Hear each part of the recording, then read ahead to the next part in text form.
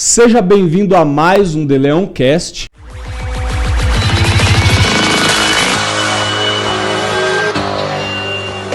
E hoje estamos com algumas aparências novas aqui. Para você que não me conhece, para você que já me conhece, eu sou o Pedro, que fico atrás das câmeras. E hoje nós temos aqui um papo, vamos ter uma conversa interessante que vai agregar na vida de muitas pessoas e que eu sei que vai ser uma história de vida sensacional. Mas, sem demoras, eu quero apresentar a nossa amiga Vanessa Barros.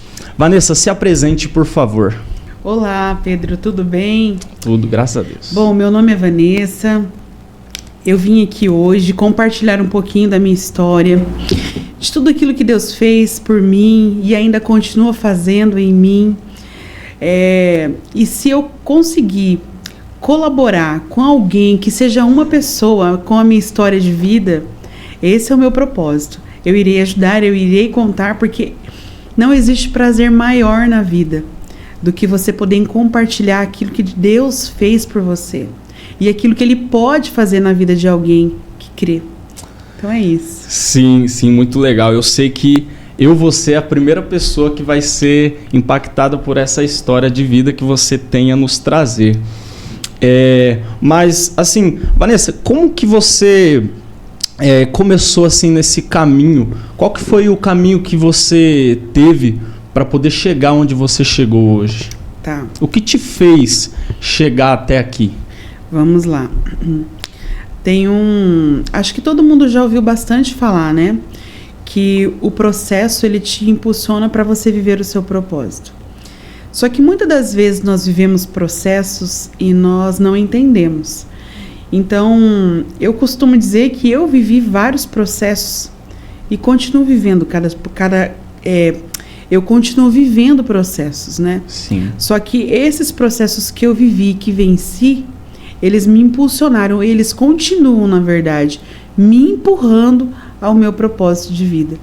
Então, eu costumo meio que separar por fases da minha vida. Como eu disse, foram mais de um processo, né?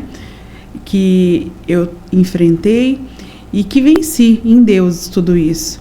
Então, eu não sei se você prefere que eu comece do começo, a compartilhando. Me dá a dica aí. Sim, olha, eu gosto dessa pegada de processo, porque a nossa vida ela é feita de processos, certo? De fases, como Sim. você disse.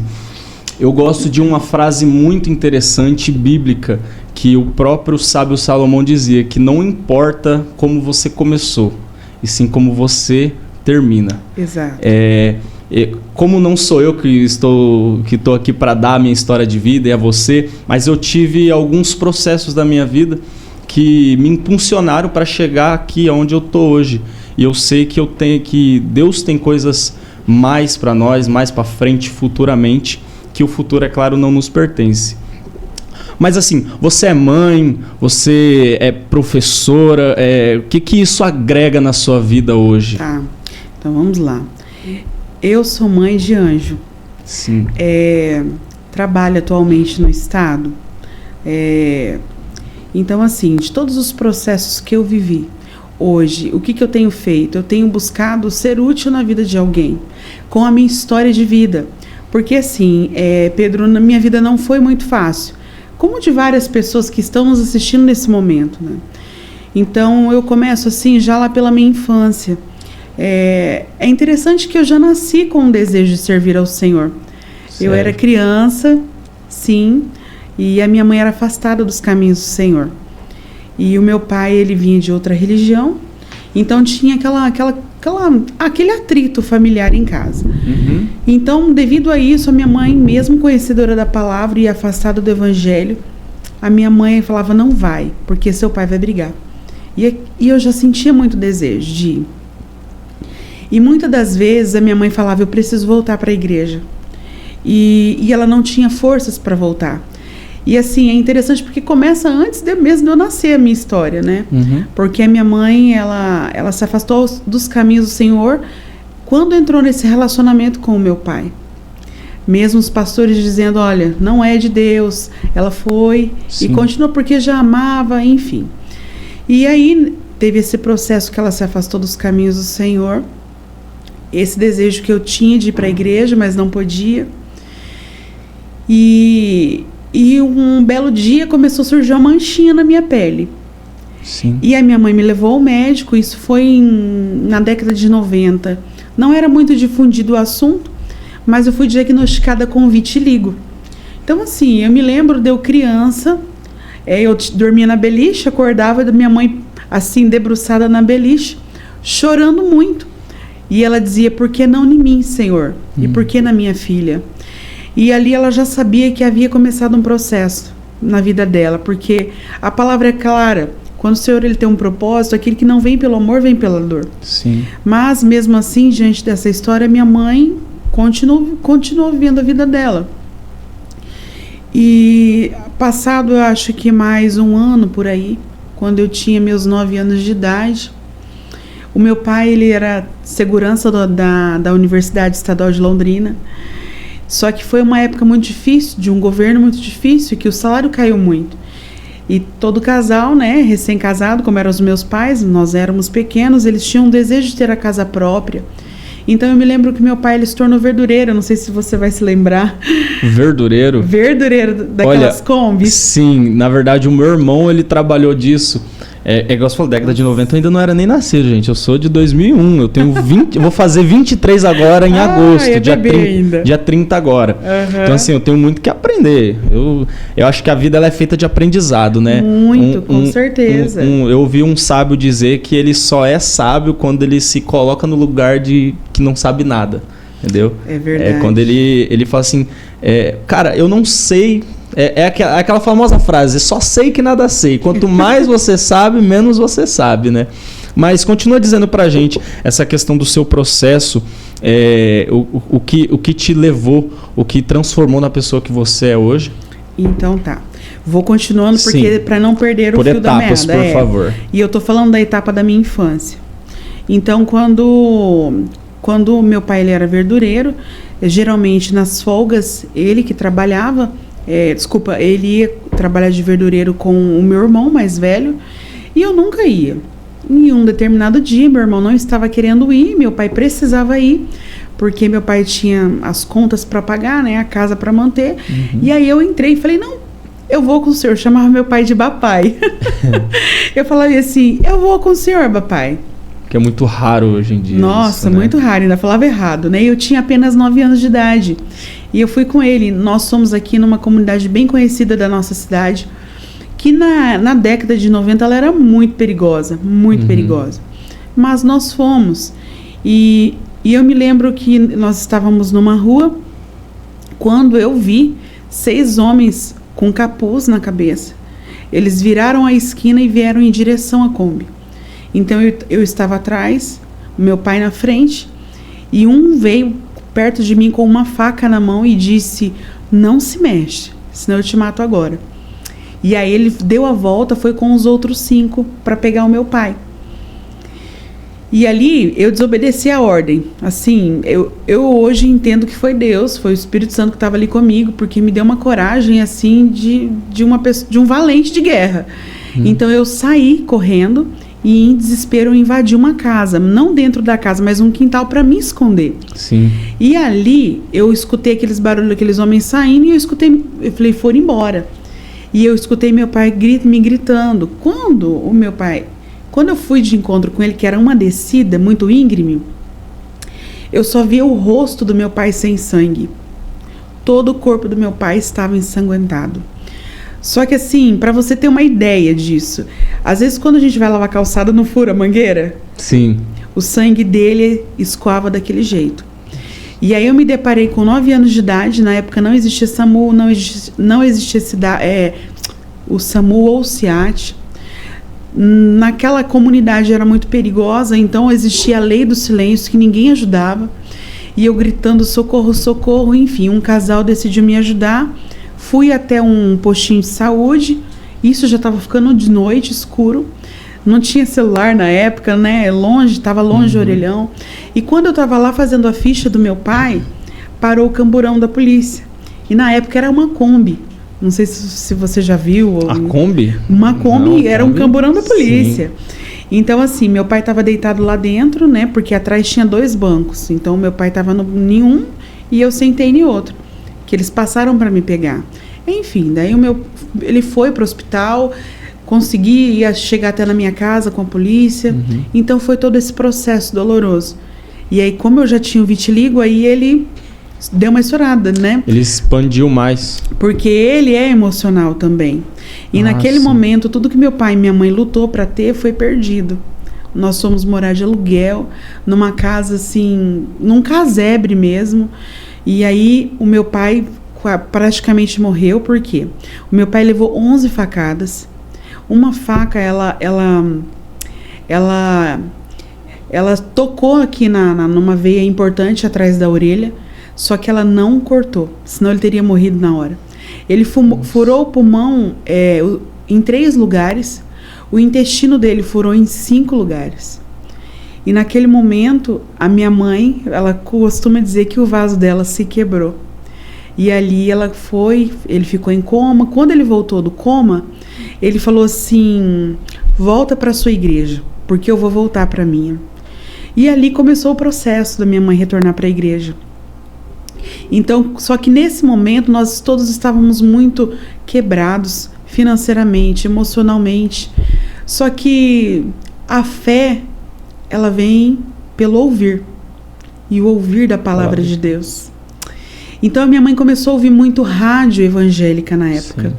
E eu escutava muitos testemunhos na rádio de cura de câncer, de AIDS. E eu tão nova, porque nisso eu já tinha feito uns 11, 12 anos. Uhum. Eu falei: Senhor, me cura desse vitiligo. E você acredita que eu recebi o milagre? Eu fui curada. Nossa, e assim, Deus é maravilhoso, porque eu tô arrepiado eu tenho fotos que comprovam isso, sabe? Sério? Quando eu tava com bastante vitiligo, eu era criança, e na minha juventude, quando eu não tinha mais. Então, assim, eu já vim dessa história bem forte, assim, eu agradeço a minha mãe. Mãe, a senhora vai ver esse vídeo, eu te amo. Como é o nome da sua mãe? Roseli, o nome dela. Roseli, a senhora está de parabéns por ter criado e ter colocado essa moça, essa mulher hoje no lugar que ela está hoje. Tá? A senhora está de parabéns, mas continua, por favor. Não, então, e aí começou a fase da juventude, adolescência, e isso me bloqueou muito, porque eu tinha medo de escuro, eu tinha medo de andar sozinha na rua, eu morria de vergonha do meu corpo, eu morria de vergonha do meu cabelo, eu era muito bloqueada, eu não tinha amigos, eu passei toda a minha adolescência sem ter amigos. Ao ponto dos amigos do meu irmão falar assim: a sua irmã é muito estranha, a sua irmã é muito esquisita, mas porque era uma forma de eu me preservar, sim, de eu me proteger, porque bullying na escola, nossa, eu sofria muito, muito. Minha mãe me levava ao posto de saúde quando eu estava com vitiligo na época. Quem estava sentado do meu lado se levantava, se retirava, porque achava que era contagioso. Então, assim, na época, isso foi muito cruel para uma menina, né? Sim, que está com o futuro todo pela frente. Eu ia para a escola, a professora falava: vem no quadro responder. Eu não ia, eu travava e parece que eu ia morrer. Então, assim, e eu fui vivendo a vida. Só que quando você conhece o evangelho, você vê a palavra de Deus, ela te confronta.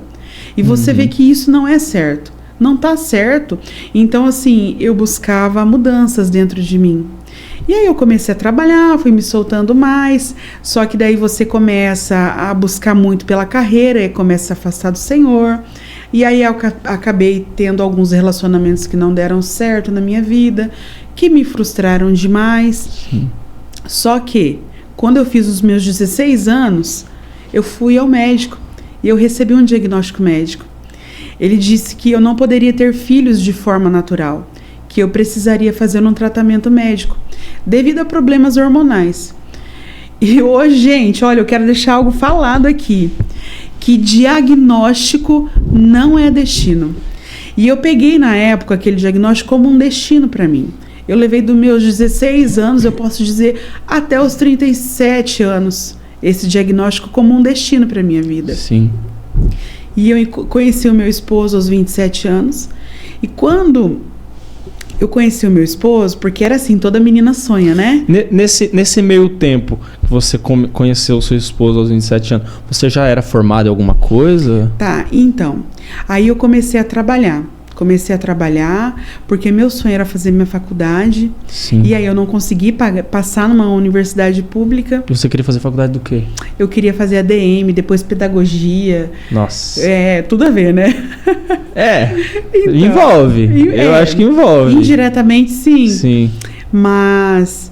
E eu me lembro que o meu pai falava assim, é verdade, porque daí, com 17 anos, saiu um concurso na Universidade Estadual de Londrina. Como meu pai já trabalhava lá dentro, ele falou, você vai fazer esse concurso. Aí eu falei, eu não estou entendendo, porque eu cresci ele falando, você vai estudar para não lavar patente para os outros. E esse concurso era para diretamente entrar para trabalhar na zeladoria, na limpeza. Uhum. E aí ele falava assim, você vai, porque você estando lá dentro, você vai crescer. E pai, né? Ainda bem que eu fui obediente, porque na época eu achava que meu pai estava louco. E eu fiz esse concurso, mas fiz na força do ódio. Eu fui fazendo a prova só ticando. Eu acho que é isso aqui.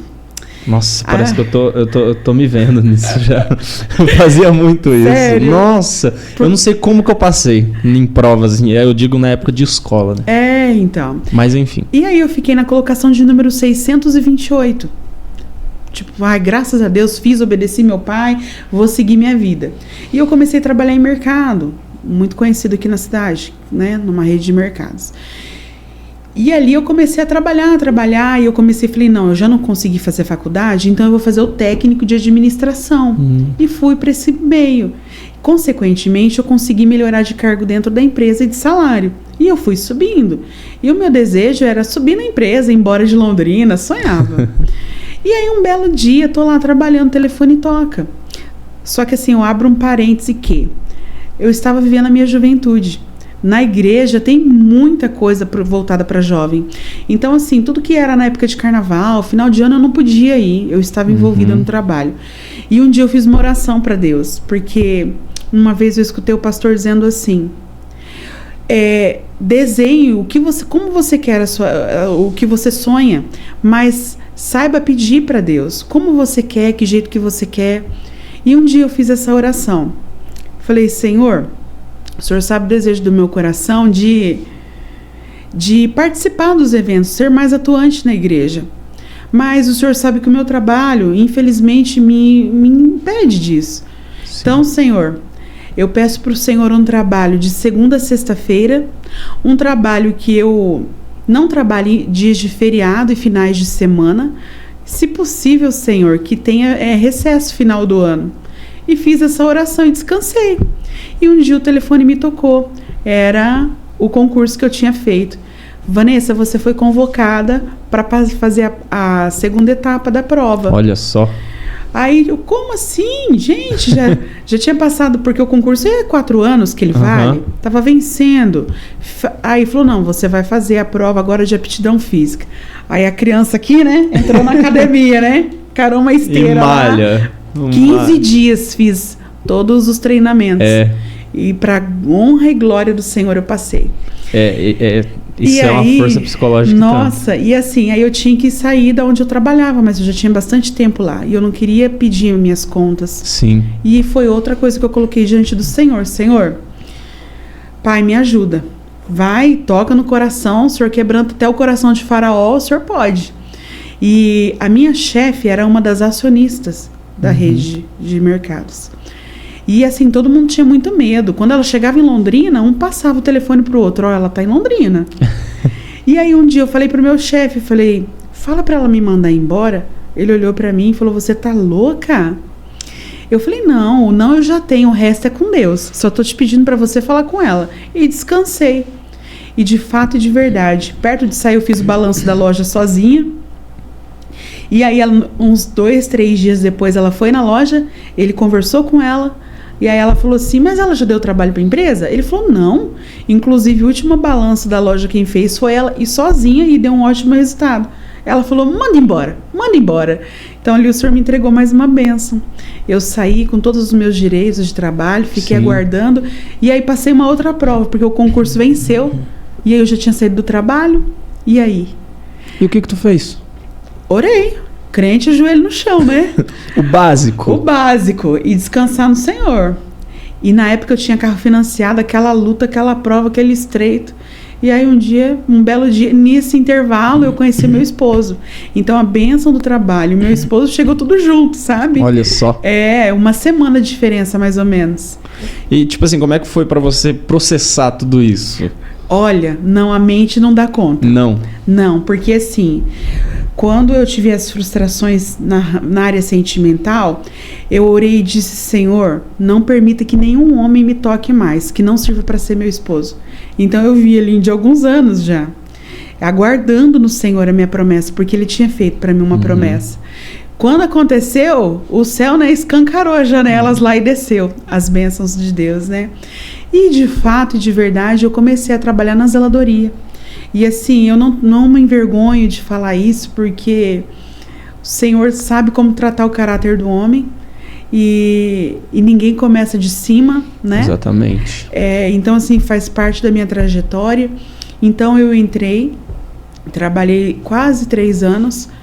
E o meu pai também trabalhava lá, né? Então, meu pai falava assim: filha, é tempo só deles conhecer o seu trabalho. Eles vão te tirar de lá, pode ter certeza. Nesse intervalo, eu perdi o meu pai.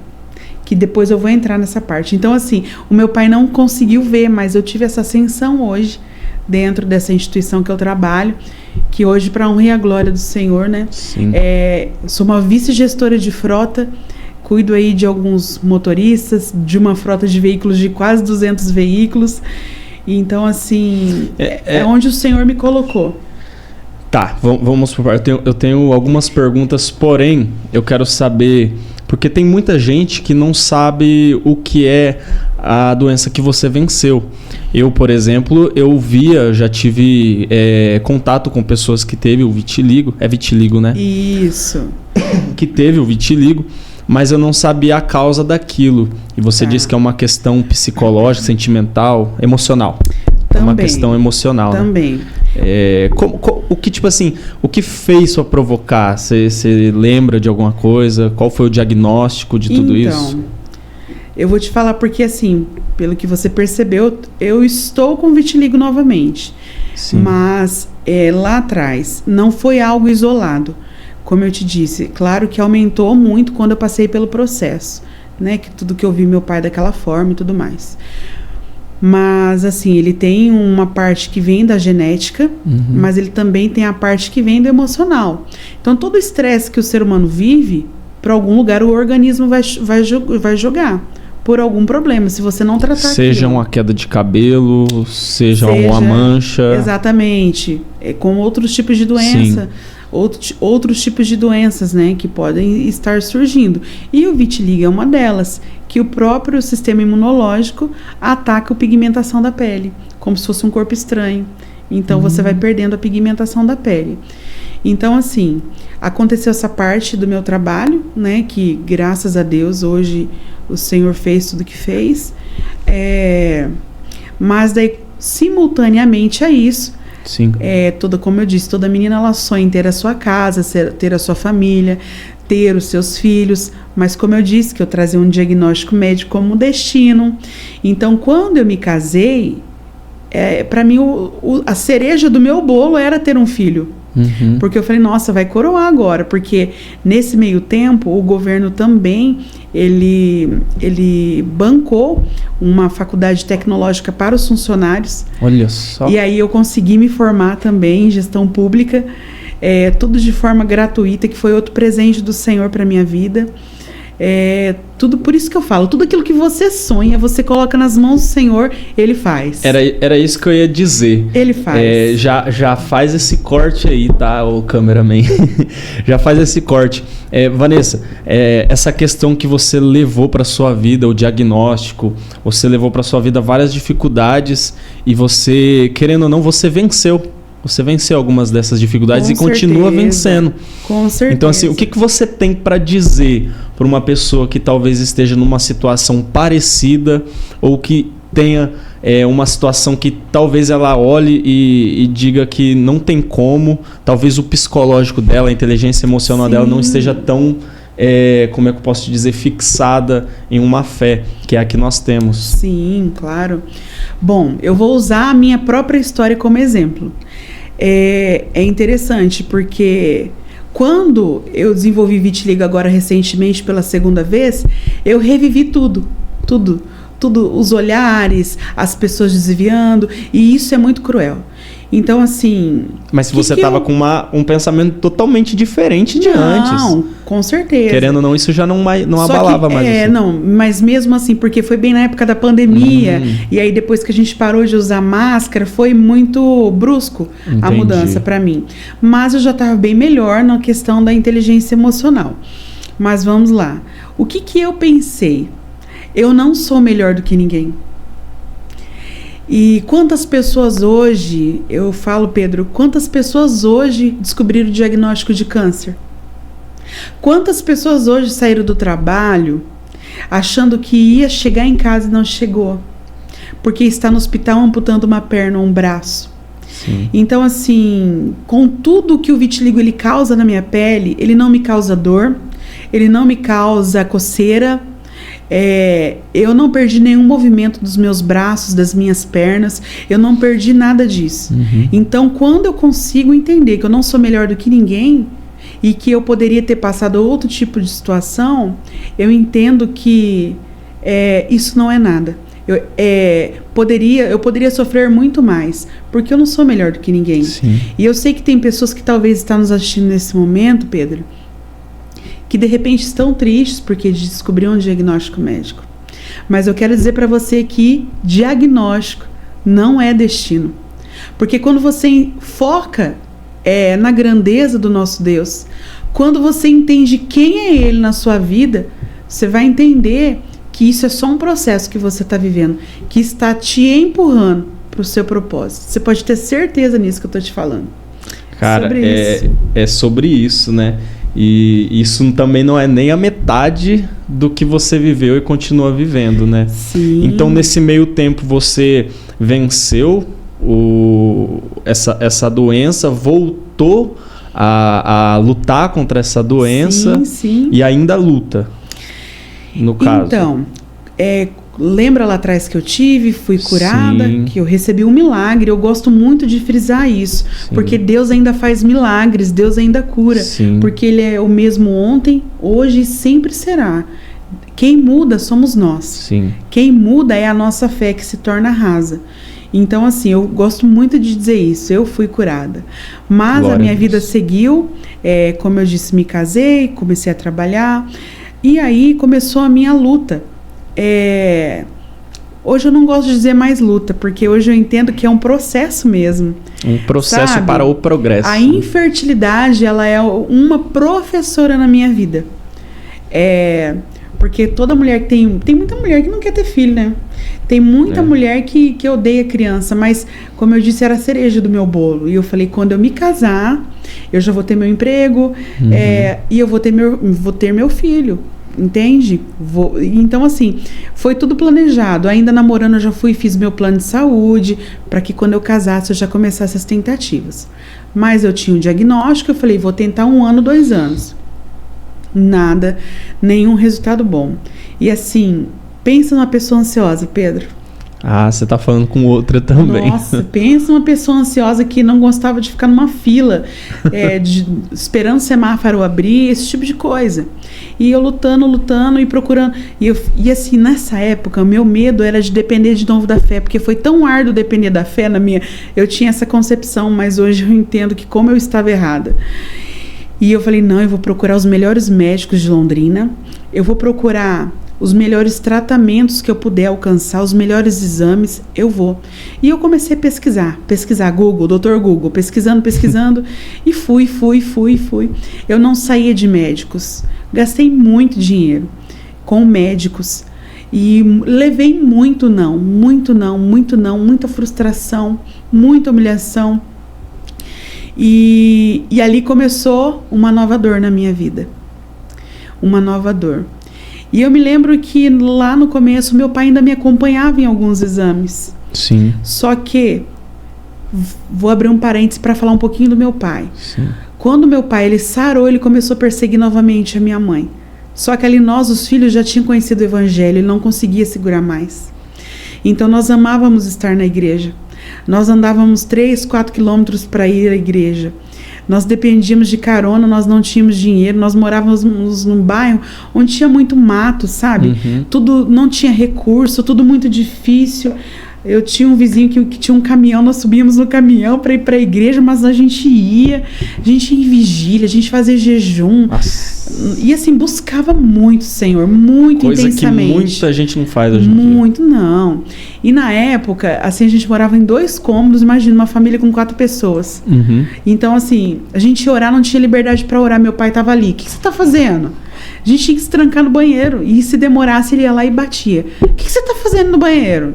Então a gente ia para ler a Bíblia, para orar. E eu me lembro o dia que a gente decidiu se batizar. Meu pai falou assim: talvez isso não vai sentir muito para pessoas que não teve um pai de verdade, mas ele era muito presente. E ele disse assim: se vocês se batizarem, vocês podem esquecer que vocês têm um pai. Olha só. Foi muito difícil. Naquele momento eu falei: não, eu prefiro me batizar. Deus trabalha. E no dia do nosso batismo, minha mãe não pôde ir, ele não quis ir, muito menos, né? Nós colocamos a nossa roupa numa sacolinha e jogamos do outro lado do muro, para sair com as mãos abanando, porque era um domingo de manhã, e ele falou: não é normal isso. Ele falou: vocês estão indo batizar, né? Esquece que vocês têm um pai. Nós saímos chorando, fomos nos batizamos. Minha mãe ficou chorando em casa, e nós fomos vivendo, congregando, buscando a Deus, e assim, as portas fechadas, muita escassez, a gente passava uma escassez terrível, Pedro, de faltar comida dentro de casa. Nossa.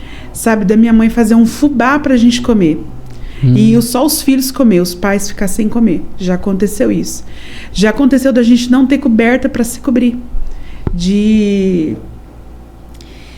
da assistência social levar em casa. Então, assim, foi um processo terrível. Quando eu já estava nessa fase adulta, passando por esse tratamento, o meu pai sonhava muito em ser avô. E meu pai não havia se convertido ainda.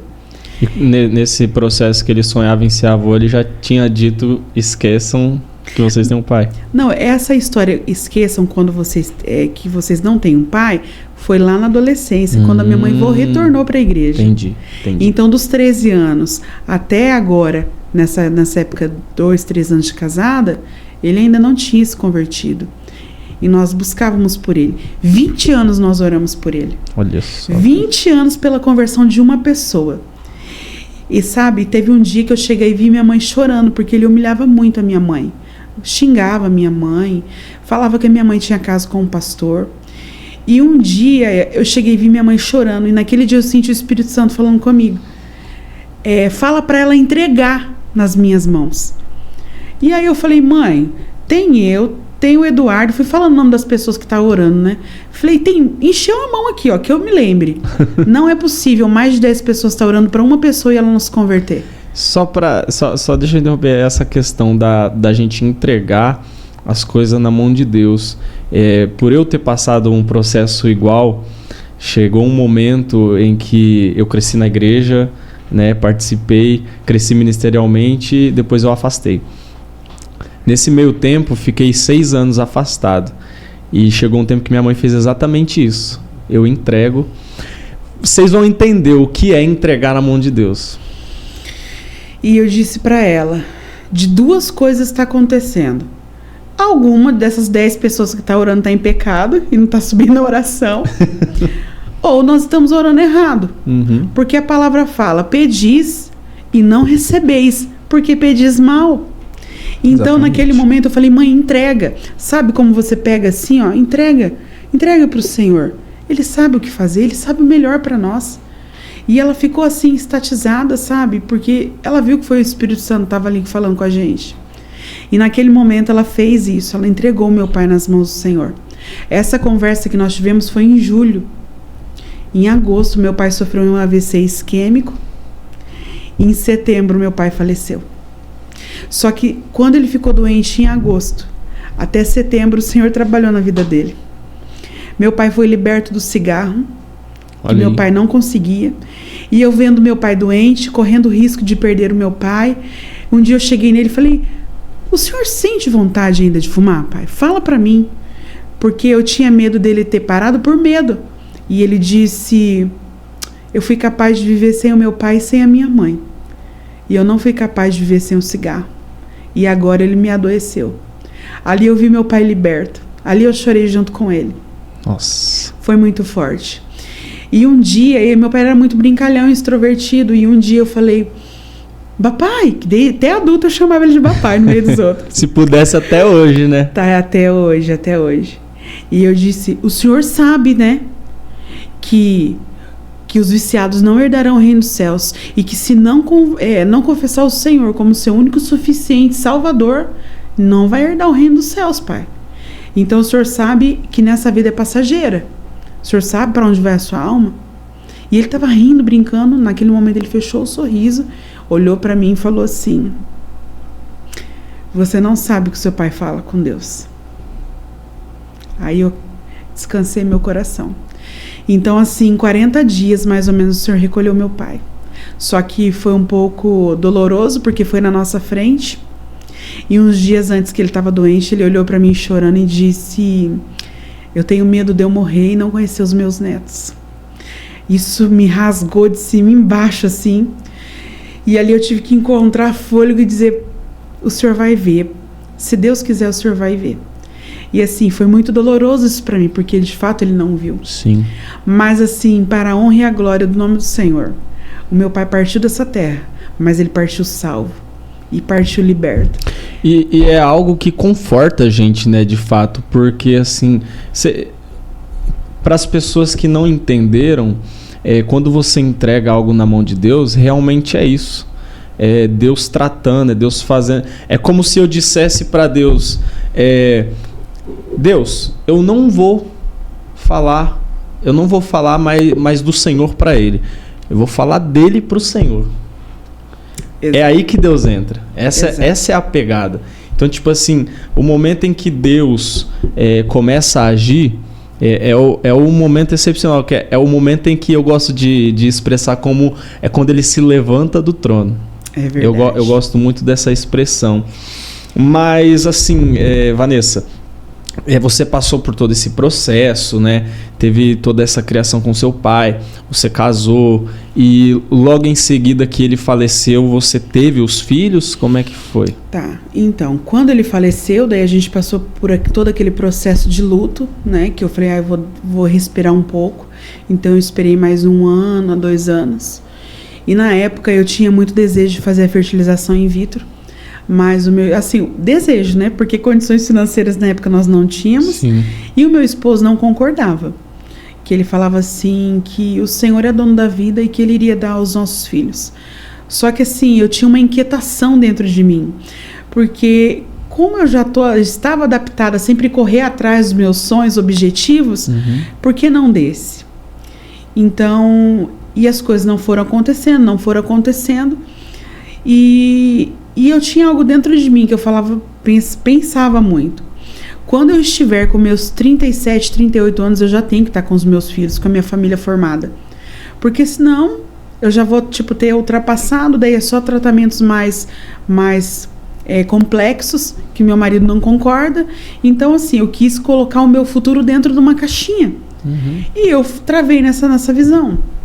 Então, o que houve? O que aconteceu? Um dia eu lavando a minha calçada, e assim, algo que eu vou falar. Às vezes eu estava sorrindo muito, mas chorava muito escondido. Sim. Eu já não suportava mais carregar aquela dor. Era um vazio que eu carregava dentro de mim. Só que eu achava que era a falta, a ausência de um filho. Então, assim, um dia lavando a minha calçada surgiu uma pergunta, que eu ia fazer 37 anos. E aí, e se você não for mãe até lá? O que vai ser da sua vida? A minha mente, ela ficou cinza, que nem a TV quando sai fora do ar. Ali eu buguei, travei, eu falei assim, eu não vou lutar mais. Eu me rendo, eu me entrego, e o que tiver que ser, será. Porque eu não aguento mais lutar isso. E quando eu tive essa postura, eu me entreguei. Então, assim, eu me decaí numa depressão muito grande. Ao ponto de eu não conseguir trabalhar. E assim, me emociona muito, porque eu sei que Deus fez na minha vida. Comecei em psicólogos e achando que ia solucionar o problema, e não era. E assim, eu falava, meu Deus, o tempo tá acabando, já era. O que eu vou fazer sem um filho? Eu acho que o meu futuro, quando eu ficar velho, eu vou parar num asilo. Não vai ter ninguém para cuidar de mim. E ali eu fui me entregando. Então, às vezes eu tava trabalhando, eu começava a chorar. E assim, geralmente para me chorar é difícil. Sim. Principalmente na frente de pessoas. No trabalho. E eu tava muito chorosa. E eu tinha uma dor muito grande na minha alma. Se eu pudesse descrever, eu gosto de dizer isso para vocês entenderem proporção de dor. Se eu pudesse descrever, era como se eu tivesse uma ferida enorme no meu tórax. Como se fosse um câncer. Porque eu estava em casa, eu gemia de dor. Gemia. E um dia eu peguei a caixinha de medicamentos da minha casa e disse, Senhor, se fosse dor de cabeça, eu tenho aqui dipirona. Se fosse dor na coluna, eu tenho aqui Dorflex. Mas a dor que eu tô é na alma. E eu não saía da igreja. Eu orava. Eu louvava. E eu não estancava aquela dor. Eu não entendia o que estava acontecendo. Porque na minha cabeça isso acontecia com pessoas que estavam afastadas de Deus, longe de Deus. E eu não entendia. Quando foi um dia, a minha mãe foi em casa, eu disse, mãe, eu tô de um jeito que se tivesse um botão aqui agora e eu pudesse apertar ele, escolhendo ficar nessa terra ou ir pro céu, eu ia pro céu agora, eu não aguento mais viver. E a minha mãe começou a chorar, porque ela viu que estava feio o mesmo negócio comigo. E aí começaram a orar comigo. E um dia sozinha eu disse, Senhor, eu não consigo mais sozinha. Eu preciso de ajuda. Então assim, talvez tem pessoas que estão nos ouvindo nesse momento. E que você está aí sozinha ou sozinho, achando que você dá conta, achando que você vai conseguir. E eu quero te dizer, você pode estar dentro da igreja e você pode estar doente da sua alma. E eu quero te dizer que sozinho realmente você não consegue. Claro que é com a ajuda de Deus, mas você precisa de pessoas. Deus nos fez assim, precisando uns dos outros. E quando eu fiz essa oração, Senhor, use pessoas como ponte no meu caminho, porque sozinho eu já não consigo mais. Fui convidada para um evento no qual a Jo Montanhana, beijo Jo, te amo, ela estava lá e ela palestrou. E ali ela falou sobre autogoverno, ali ela falou sobre libertação, ela falou sobre cura da alma. E quando ela foi falando, o pessoal fala que vira a chave. E eu posso dizer que literalmente virou a chave. Sim. Porque eu me sentia trancada dentro de um cômodo que não tinha porta, não tinha saída. Eu me sentia enclausurada. E eu aprendi naquele dia que as chaves dessa prisão não estão nas mãos do Senhor. Elas estavam nas minhas mãos. Porque Ele já tinha colocado. O que eu precisava era abrir aquela chave, aquele cadeado, e sair daquela prisão. Que era uma mudança de postura, era uma mudança de pensamentos, de posicionamento. E ali o Senhor começou um novo processo na minha vida, de tratamento, de cura na minha alma. E eu posso dizer para você, eu já não tinha mais graça de ver um dia de sol, eu não tinha mais graça da vida. E eu posso dizer que nesse processo que eu vivi, o Senhor fez coisa tão linda dentro de mim. É como se Ele tivesse colocado as coisas no lugar. Sim. Restaurado essa ferida que eu senti. É como se Ele tivesse vindo e encaixado tudo perfeitamente. Por quê? Eu entendi que o que faltava em mim não era um filho. O que faltava em mim era eu entender quem eu era em Deus. O que Ele era para mim e o que eu era para Ele. Eu entendi que eu sou filha de Deus e que eu sou imagem e semelhança dEle e que Ele quer o meu bem, Ele sabe o que é melhor para mim. Quando eu comecei a entender isso, eu comecei a confiar mais nele, a descansar mais nele. Sim. Quando eu comecei a fazer isso, eu comecei a buscar mais, eu comecei a ler mais sobre o assunto, sobre identidade, sobre amor próprio, sobre tudo isso. E o Senhor foi me tratando, só que simultaneamente as coisas foram começando a acontecer na minha vida. Também no meu ministério. E assim, isso assim, foi maravilhoso, é recente, inclusive. E acho que eu não falei que depois que meu pai faleceu, surgiu a pandemia, que foi onde deu o vitiligo de novo em mim, que veio também esse processo para lidar tudo junto. Então, quando eu passei por esse momento de cura na minha vida, eu ressignifiquei. Então, assim, eu não usava mais shorts, Eu não usava mais uma regata ou uma saia. Eu estava tentando me esconder novamente. Então, não. Eu sou imagem e semelhança de Deus. Sim. Que se o Senhor permitiu eu ter o vitiligo de novo, algum propósito Ele tem. E Ele pode me curar a hora que Ele quiser. Só que hoje eu vejo que Deus Ele tem usado essa história, esse meu testemunho, para impactar a vida de outras mulheres. Mulheres que talvez estão descontentes simplesmente por causa da cor do cabelo. Sim. Ou simplesmente por causa do peso, entende? Eu consegui, assim, dentro de mim ressignificar tudo isso. Hoje eu posso dizer para você que eu me amo. Eu me amo e eu não trocaria a Vanessa que eu sou hoje com a Vanessa de 12 anos atrás. Porque é uma escola, eu aprendi. E como você disse, você foi mãe, eu fui mãe depois desse processo. Porque depois disso, o meu esposo chegou em mim e falou, vamos tentar? Eu falei, agora? Vamos? E aí o Senhor colocou um bom médico no nosso caminho. E aí nós fizemos o processo da fertilização in vitro. É complexo, é cheio de etapas. E nós fomos vencendo cada uma dessas etapas até o dia que realmente eu engravidei. Né? Foi dezembro do ano passado, foi recente isso, eu estava vendo todo esse processo de cura. E em janeiro eu passei pelo aborto. Nossa. Então, assim, algo muito difícil, porque era um sonho desde a infância, 12 anos buscando por isso, e de repente eu vendo literalmente escoando assim ao meu olho nu. Eu não gosto de falar assim que eu passei pelo aborto, porque eu não estou lá. Foi um processo doloroso também para mim, porque a sensação realmente que você perdeu alguém da sua família é uma sensação de luto.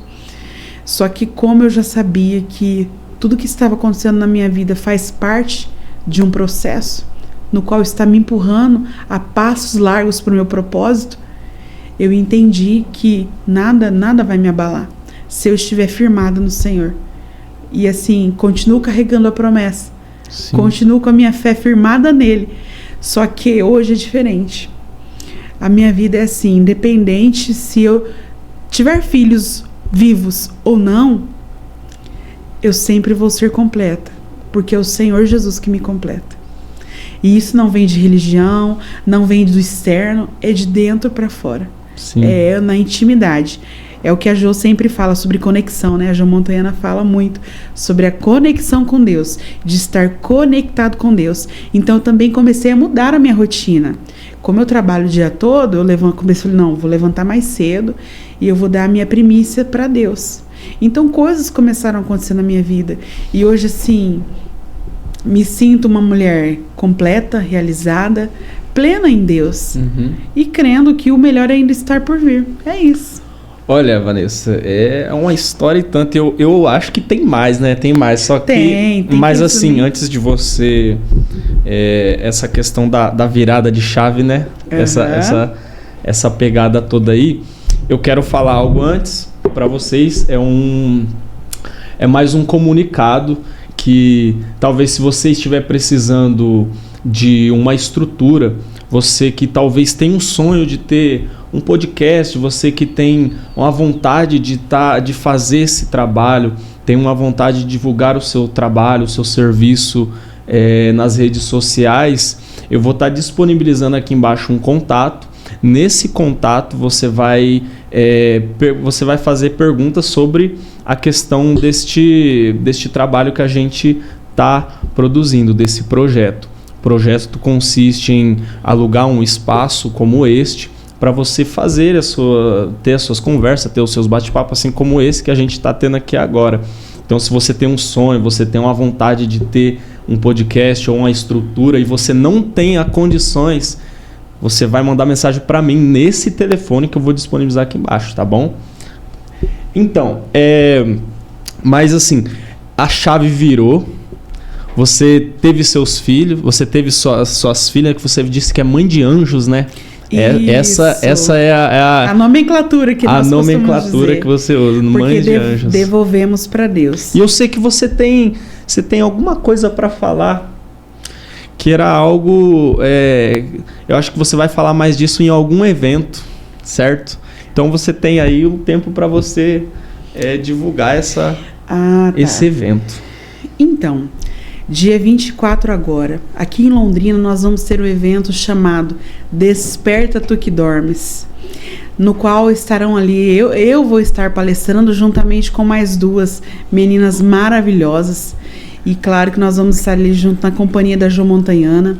E esse evento ele é trazido para esse viés mesmo, de cura emocional, para você virar a sua chave. E eu quero te convidar para estar lá com a gente. Eu vou deixar também aqui, Pedro, o meu Instagram. Quem quiser também me acompanhar por lá, é Vanessa em Frente, porque esse é o propósito, seguir em frente. E lá também eu estou divulgando melhor sobre esse evento. Então, você que estiver interessada, você que está interessado, nos chame lá no direct que nós vamos estar indicando para você melhor sobre isso. Tá bom? Então aí fica ligado e eu também vou participar, né? Vai lá para dar uma virada de chave, quem sabe aí nós não faz um trabalho junto, né? Mas assim, por falar em trabalho, eu gosto muito de planos. É claro que o futuro não nos pertence. E eu também não gosto de estabelecer metas, né? Eu aprendi que metas é algo que você alcança e depois você fica por ali. Eu gosto de estabelecer objetivos. Quais são os seus planos, objetivos para, assim, mais para frente, para agregar, não só para você, mas para outras pessoas? Então, com tudo isso... Só para finalizar isso, para a gente terminar essa questão, porque infelizmente a gente está chegando no final. Eu queria saber mais, mas assim, só para a gente finalizar esse papo, essa conversa, que está muito boa, inclusive, os seus planos, os seus objetivos para futuramente. Tá. Na realidade, com tudo isso que eu vivi, eu estive num lugar de dor e recebi cura. Então, assim, eu quero muito poder fazer um curso para a área de psicanálise, para trabalhar com mulheres mesmo. E também com pessoas da igreja. Porque o que eu tenho percebido? A igreja está lotada de pessoas, porém pessoas feridas. Pessoas doentes, pessoas com dificuldade de perdoar. Então, assim... Quando você consegue ser liberto de tudo isso, é transformador em todas as áreas da sua vida. Então, é isso que eu quero buscar, né, para minha vida. Esse é o meu objetivo. E também ser como ponte na vida das pessoas, né? Como um dia foram na minha vida. É sobre isso. Eu acho isso muito importante, né? Deus, ele gosta de pessoas, né? É a criação dele. Então, assim, eu acho que nada mais importa senão dar continuação no trabalho que ele nos deixou, né? Sim. Deus falou assim, para o homem que ele dominaria tudo na terra. Exato. Só que a gente não chegou num consentimento, num raciocínio de que a gente tem que se ajudar, de que a gente tem que ajudar a nós mesmos.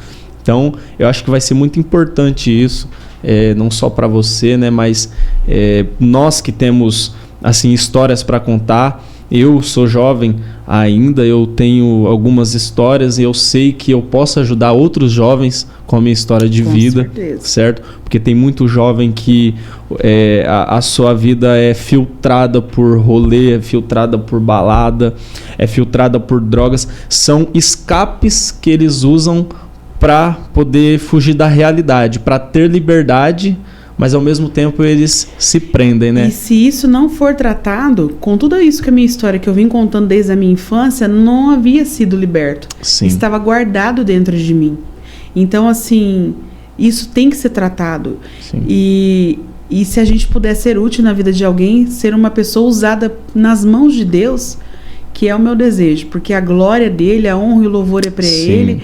E então, assim, quando Deus entra no negócio e você é uma pessoa curada, você começa a ser usado para curar pessoas. Exatamente. Isso é maravilhoso.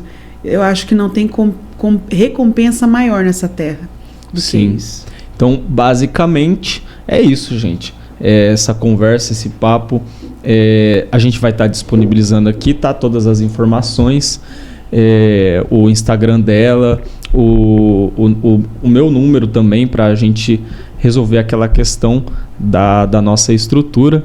E é isso. Você tiver mais alguma coisa para instruir alguém, dar algum conselho, né? Você fica à vontade. Tá. Bom, o que eu quero dizer é que Cristo, ele não é uma religião. E quero dizer para você também que você não é qualquer pessoa. Que em Deus você pode todas as coisas. Que em Deus você é filho e filha. Que em Deus você pode transformar tudo aquilo que você tem vivido. Assim como Ele fez na minha vida, Ele pode fazer na sua vida. Eu tenho certeza disso. Como relatei anteriormente, não via o mesmo brilho no dia. Hoje a minha maior alegria é poder levantar da cama e ver o sol. É poder viver, poder desfrutar de cada segundo da minha vida. E se você não tem feito isso, eu posso te dizer uma coisa, você está perdendo seu tempo. Então busque ajuda. Busque em Deus, que você vai ver como que vai ser maravilhoso. A transformação que vai acontecer na sua vida. É sobre isso. Só um minutinho.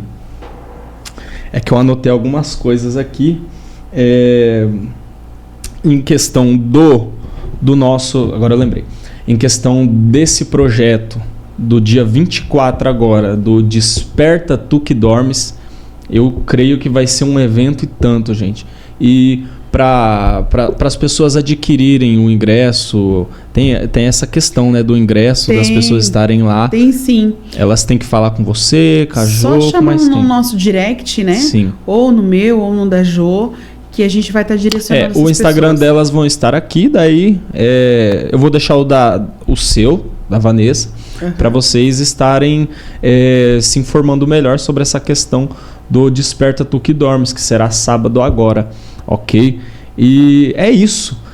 Vanessa, muito obrigado. Eu que agradeço, Pedro, pela oportunidade. Eu espero que nós venhamos ter mais conversas, porque eu sei que futuramente, como você tem planos e objetivos, a gente vai estar aqui para agregar esses planos e esses objetivos para essas pessoas. Amém. Tá bom? Em nome de Jesus. Gente, muito obrigado.